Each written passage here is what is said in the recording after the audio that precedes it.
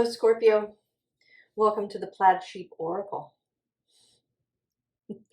And you are not messing around, Scorpio. Out of the gate with the eagle, who is one of your symbols, your more ancient symbol. On the World card, in the original decks, the eagle is the symbol, right? The World card has the 4 fixed signs: Taurus, Leo, Scorpio, and Aquarius. And it is the eagle that represents Scorpio. Often you hear discussed that there's actually 3 Scorpio symbols. The first, you have the scorpion, which is kind of the immature version of Scorpio, where maybe you really, you feel all this stuff and you feel like you don't fit in, perhaps, or that things just are not set up well for someone like you, and so you end up stinging people. And Scorpio has this reputation of being kind of scary. People talk about the scorpion tail whipping around and stinging you. Although in my experience, mostly, although Scorpios can do that, they also sting themselves quite a lot, which happens with scorpions. They sting when they feel threatened, and they can kind of, if they feel frenzied, sometimes they may sting themselves. And this poison is not harmful to them, but it's still, it's not productive. Then the next stage is the eagle. When there's been maturing, when you feel like you can manage your emotions, when you've integrated the more difficult things in your life, then you become this eagle energy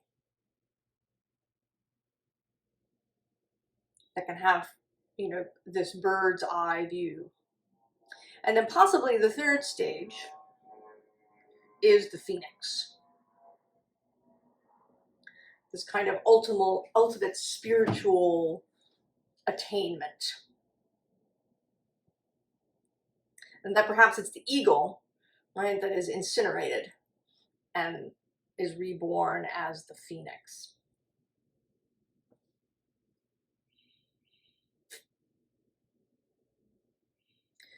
So the other card that comes out with you is Hecate, illumination. And of course, witchcraft, the occult, the esoteric, the symbolism of maiden, mother, and crone, walking in darkness.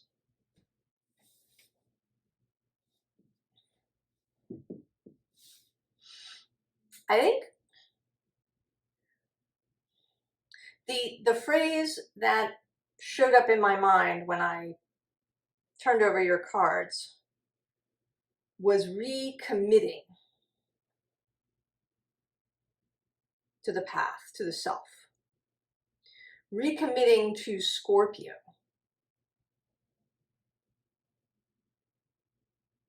And another thing that was kind of going through my mind as I was shuffling was the idea that we confuse the energy of a sign with people. So we think of somebody as having, as being Scorpio. It's as if that's all they are, right? They're just this Scorpio energy. But that isn't really true. We have all the other signs in our chart. We have placements in other signs as well. So this is not a recommitment to some narrow way. This is a recommitment to a philosophy, to a way of walking through the world. And it may be that this is coming up now, possibly for astrological reasons, maybe. Not long ago, in July, just over a month ago, the South Node moved out of Scorpio and into Libra. So for 18 months, this South Node energy of maybe of clearing out, of reconsidering, of taking a last look at, of contemplating habits and ways of being.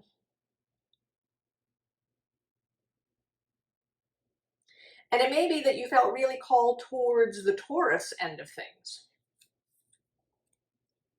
We have the King of Pentacles here, traditionally representing Taurus.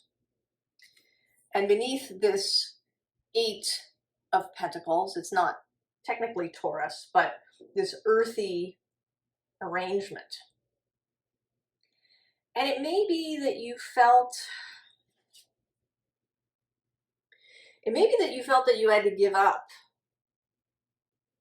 or eliminate a lot of what you thought of as Scorpio.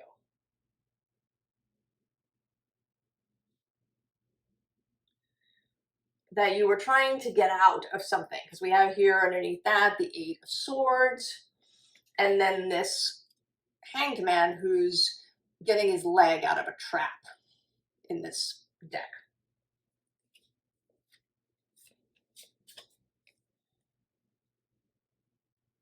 So I think this has to do with this maturing process, this idea of moving from Scorpion to Eagle.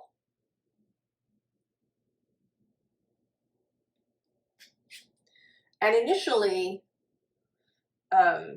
this may have felt really difficult and overwhelming, this Nine of Wands horse who's trying to carry all these staffs, these spears. And then the Seven of Cups, another overwhelm energy. Then maybe when you were younger, you found yourself overwhelmed because kind of this mismatch. I think some of the signs can sometimes have a more difficult experience in our modern society than other signs. And the water signs have this issue. You know, we live in a very choleric, achieve, extroverted, individualistic, oversharing kind of society. And if you're not like that, or alternately, if you're really sensitive, all of this can feel like too much.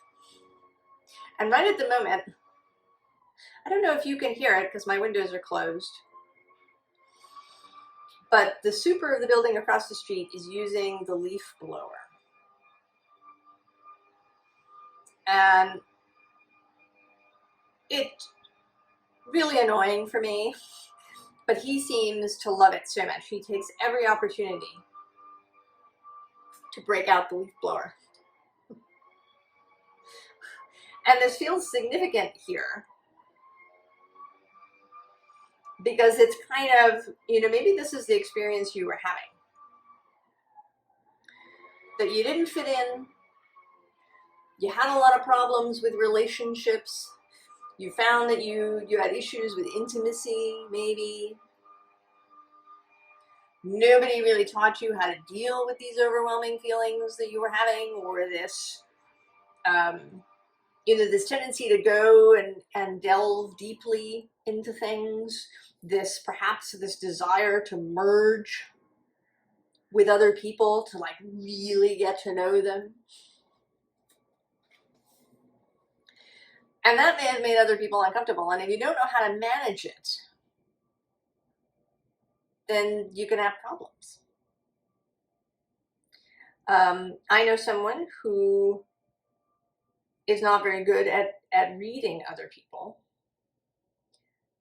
and goes on at great length on his chosen subject until his listeners' eyes, you know, glaze over. And but he is learning. He is learning to see, to understand these other people's reactions. So we all have stuff that we have to learn. And you may have needed to learn how to manage this investigative, merging, deep, wanting to know all the secrets, Scorpio energy that has perhaps caused you problems in your life. So here we have this King of Wands. And this feels very much like a sort of a wake up. You've been sleeping here in the grass, and this bird has arrived to say, hey, time to get up. Time to go.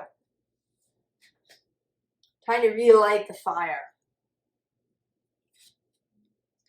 And then we get the Ten of Wands, which in this deck for me is always about coming out from under the kitten. And the Ten of Wands is traditionally about, you know, carrying too much responsibility and being weighed down by things. But it can also be about hiding under those responsibilities. And that's what it feels a bit like here.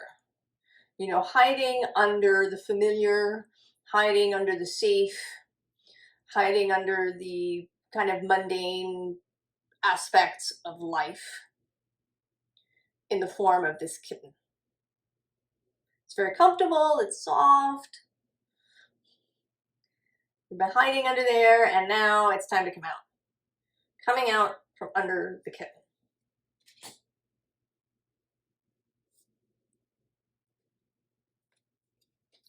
And here's the bird again. Now there's been a theme showing up in the readings of some sort of encounter, of folks meeting up with someone or something new that has not been here before, and that creates a change. I don't know what this is. It might be a person. It might be a piece of information. This is the Page of Arrows, the Page of Swords, intellectual stuff, intellectual communication. Something you read, something you saw, something you heard, something you learned.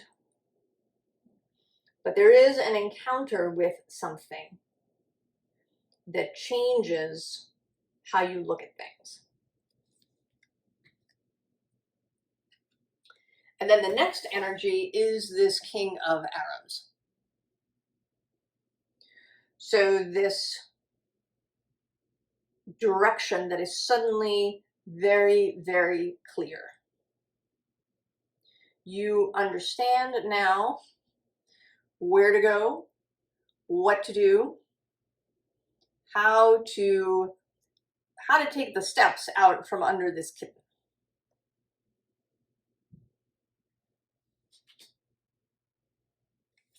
And then there's this Ten of Stones, Ten of Pentacles, materials card that always looks like, to me, like you're staring out the door. And sometimes it's staring out the door in satisfaction that you have this lovely home and you live in this lovely community. But today, it looks like you're about to step out the door and go somewhere. That you are leaving, right? You are coming out from under the kitten.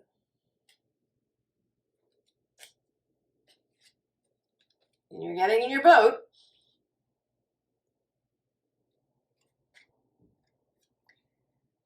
And then you're making this recommitment. Now, this may very well involve a person. And by recommitment, I don't necessarily mean that this is someone from your past that's showing up again. This may be actually sort of a new commitment to a new sort of relationship. But I think it's also just this commitment to this way of being, to coming back to all of that stuff that maybe you put away because you thought it was dangerous, or it got you in trouble, or it upset people around you.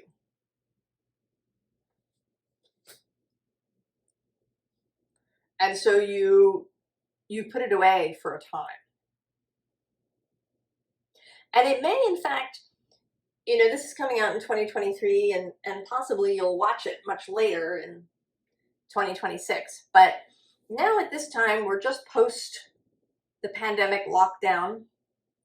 And for sure, that whole period brought up a bunch of relationship stuff and life in general stuff for people, because they were suddenly in this lockdown space. You know, and maybe traits, you know, or ways you had of behaving were fine until you and your person or persons were stuck together, or alternately were stuck apart. And then things that may have just been, you know, little minor irritations or little bits of difficulty suddenly flared up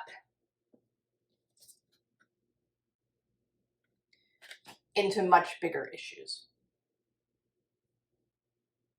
Often in sort of tarot readings and things, the idea of toxic relationships will come up, and how you shouldn't put up with that, you should leave. But I think that word is way overused. Troubled relationships, incompatible relationships. Relationships that we have in order that something can be revealed to us. And for sure, if you're in a relationship that's incompatible and it's bad and nasty and painful and things are not working, you don't stay there. But you also don't, you know, just blame the other person, because you were there. You were part of the incompatibility. And it may be that you really saw this for the first time. That it may have been some of your own behavior that was creating issues, either within a personal relationships or possibly even in a workplace. That you were part of the dynamic, not the sole actor. Everybody else has their responsibility too. Everybody's there. And that this revelation caused you to kind of swing wildly in the other direction, to try to suppress all of those things that seemed to be the problem. And after some time, right, you've been considering, you've been learning about yourself. Maybe you've been going over in your mind what happened, how did everybody behave. Perhaps you've been observing what happens out on social media and how people are triggered with one another. But whatever it is that you've been doing, you are now in a much, much better place of understanding and maturity. So now you can take all of those gorgeous Scorpio aspects, those parts that are so needed in society, the ability to go past the shiny outer covering, the ability to delve deeper than just, you know, a Instagram post or a tweet, the ability to see things in a nuanced way, the ability to understand privacy as opposed to secrecy.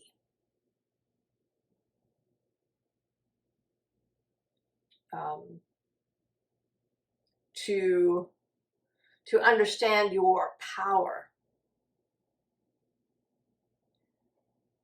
to provide a point of view, to provide an energy as you move through the world. The luminous warrior.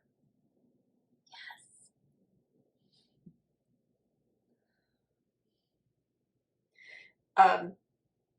Traditionally, Scorpio's planet is Mars. There is a fire element to Scorpio, this kind of Mars energy, this warrior spirit. But here, the luminous warrior. Not interested actually in war. Interested in revelation, interested in growth, interested in illumination.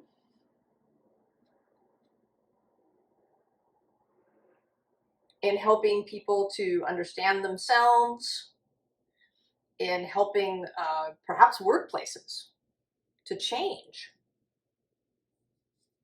to really, you know, like see what's been going on that's maybe causing problems in the workplace. By not just doing the easy thing, by having the courage to delve deeper and to illuminate things that have been hidden or kept secret.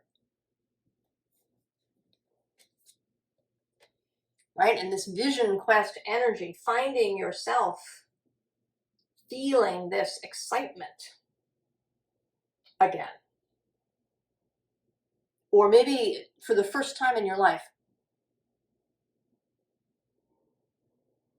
You know, I call this a recommitment, but for some, it may be just the first commitment to really committing to the self.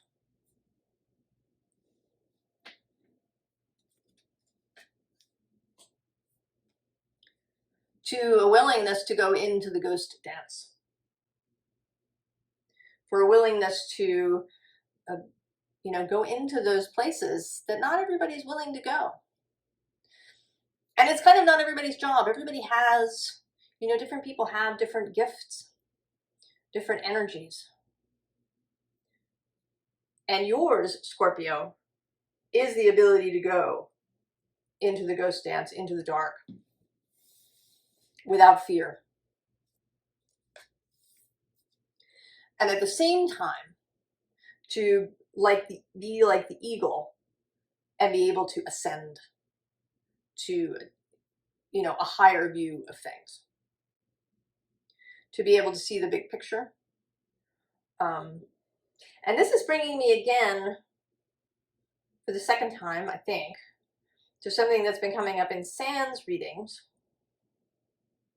about this notion of seeing things from an oversoul perspective.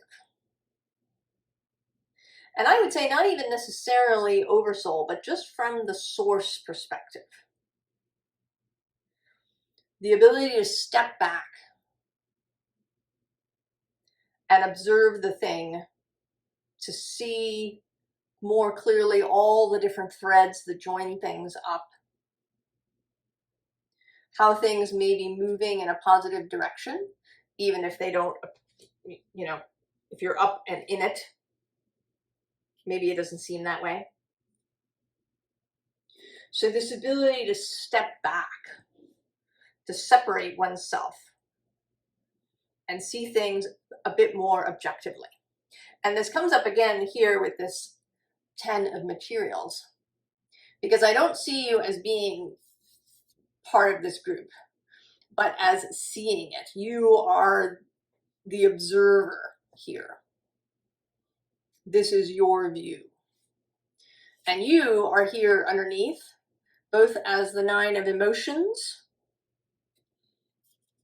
and also the 8 of emotions. So there's this 8, 9, 10 sequence here too.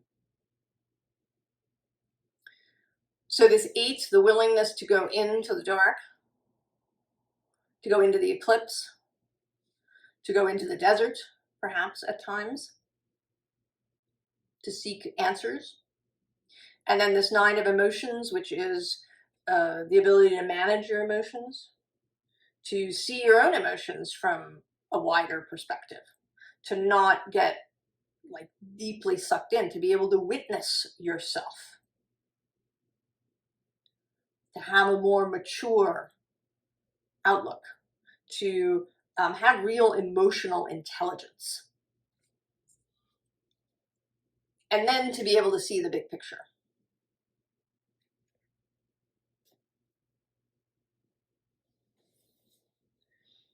And now that you have this understanding, now that you have been doing this process where you commit to that Scorpio energy and perhaps other energies within your chart, there may be a Venus component, since she is moving square to your sign in Leo, doing her retrograde.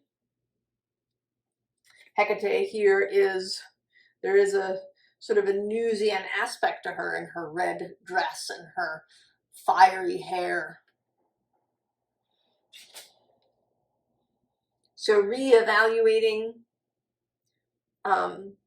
what you value, how you show love, how you move in relationship, how you can be wholehearted in relationship. That's a phrase that's reminding me today of the definition of wholehearted being Brene Brown's definition. So she talks about this as being her word for people who have found a way to deal with their shame. So it isn't that they don't encounter difficulty in life. Stuff comes up for them. There are challenges. But they don't shrink. They don't just react. They don't get all tied up in it. They don't allow themselves to be drowned in the shame, because they are, as she calls them, wholehearted.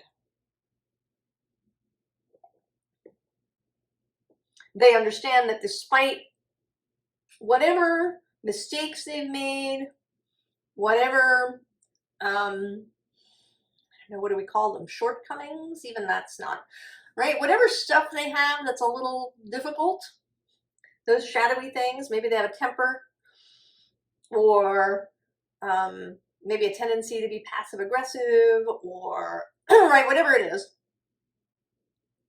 that in spite of all of that, they are worthy of love and belonging. And that belonging is not dependent on, where they are or who they're with. Belonging is a skill. Belonging is something that you carry with you. Belonging is a knowledge that you hold within yourself, that regardless, because you are a human being, you are worthy of love and belonging. Now, you're responsible for your behavior, but at no point do you deserve to be cast out forever into the pit. And then no one else does either. So now that you have that understanding, it's time to go and tell people. In whatever way this is true for you. So this commitment to the path of Scorpio feels today like a ministry.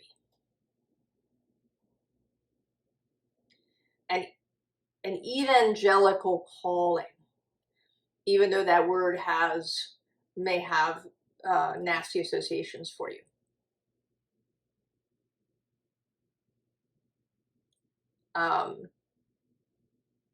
But there is, right, it was not your intention when you came into this life to keep this stuff to yourself. That's another theme that's been running through all of the readings. This idea of leadership by example.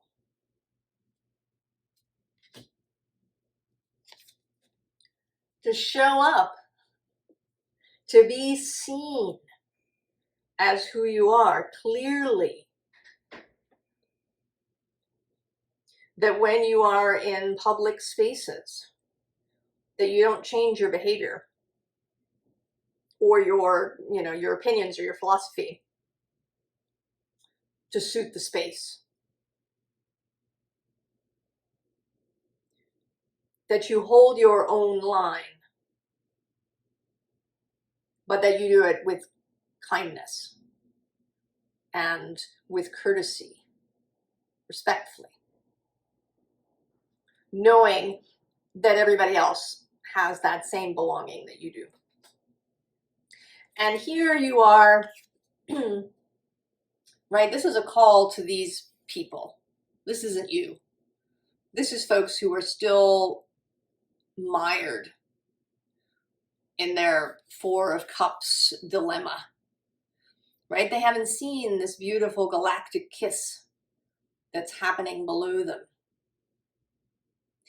And the idea is that by being here, by being you, right, you're not kind of getting in their face about it. But by being very firmly and consistently you, and by being committed to your own philosophy, your own integrity, that you will inspire this person to see this kiss.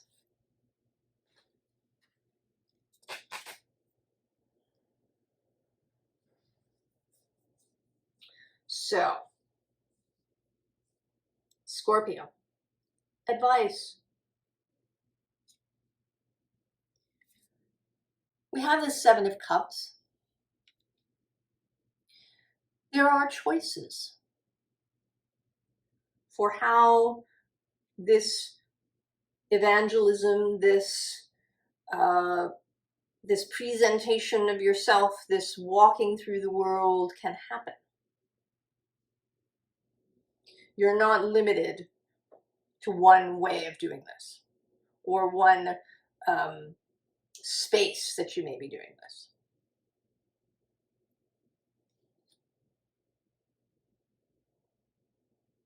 You have a lot of options. You can choose what is most congenial, what you are compatible with.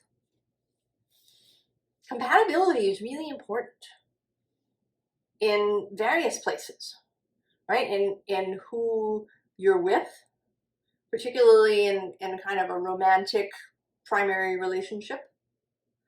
in where you live, in where you work, and what the work is that you do. Are you compatible with these things? They may be really exciting. They may be really interesting. You may feel really attracted to something. But are you compatible? You know, do you share values? Do you share an outlook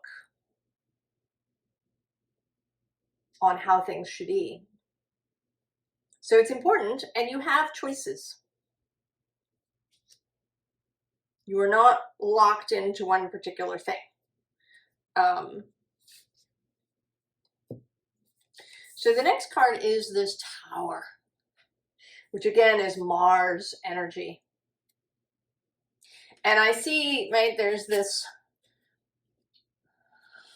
right, this flaming top thing going on here. And actually at the bottom of this deck is the Ace of Wands. So light yourself up.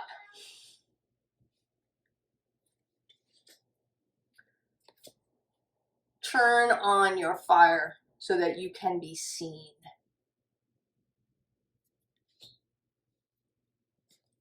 Light your fire, right? You want to be a beacon, a lighthouse, a sign to people. Light yourself up. And then when you're lit, you allow other people to come and light their flower from you, from your light. And they don't have to do it in your way. You're not, you're not a dictator. You're not here to decide what people do with their light and how they, go forth with it. You are here as the example, as proof, perhaps, that it's possible.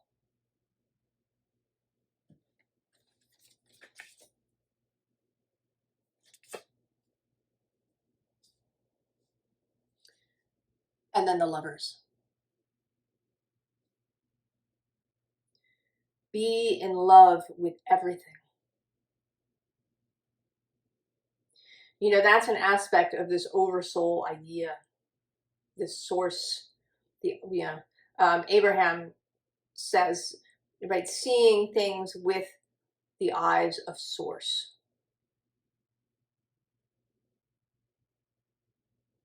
As much as you can, love everything. Be a lover of life. And I do think, right, the Lovers has shown up twice now. And I think that as in other readings, there is that you're not alone. It's not a big part of this reading, and maybe it'll show up later. Perhaps you haven't met this person yet. But there is somebody else. Might be a romantic partner, might be a new best friend. But it is definitely a very personal relationship. You might meet at work, but it will transcend that. This is a kind of, right, it's like an Anam Kara, a soul friend, who, like you, sees from this upper space. And, it could be that but I don't think so. I don't know why I don't feel it. I feel like this bird that wakes you up is something else. That's more of a realization. And then once you've come out from under the kitten, you will meet this other person who can travel with you, who can be, right, who can be a safe harbor for you, a place where you can really, you know, fully reveal yourself. You know, a deeply intimate and private relationship where you can reveal yourself and, you know, sort of fully relax.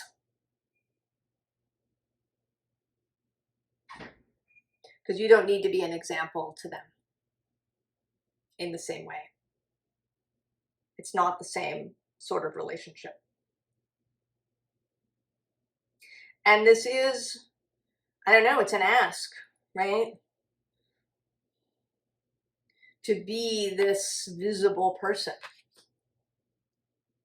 There's a risk to being public, to being visible, even if the public is, you know, 50 people. There is, right, there's a risk. But the ask is here. Because you have the courage. You have this luminous warrior ready to go. Ready to light yourself up.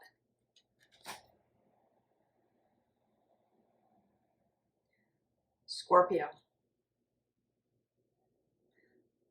I'm totally excited. The more I read about this, the more I see all this encouragement, invitation, call, ask, for people who come here to stand in their fabulous light, the more encouraged and optimistic I am. I wish you all the very, very best. And I look forward to seeing where all of this goes. I'll see you next time. So long, Scorpio.